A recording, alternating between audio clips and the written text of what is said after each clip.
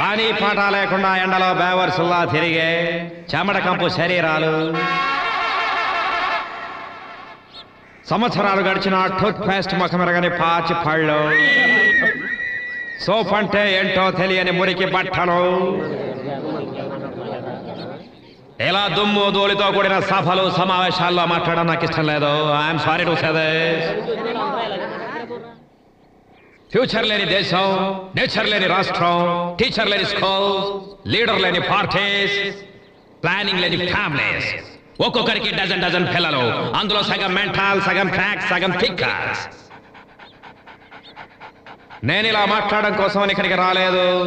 ఇలా మాట్లాడకపోతే వీళ్ళు నన్ను వదిలిపెట్టేలా లేరు. నేను మాట్లాడిన ఏ ఒక్క విషయం ఏ ఒక్కరికి అర్థమై ఉండదు. పొరపాటున ఎవరికైనా అర్థమైనా వాడు పక్కవాడికి చెప్పాడు. ఎందుకంటే వాడికి వీడంటే పడదు, వీడికి వాడంటే పడదు.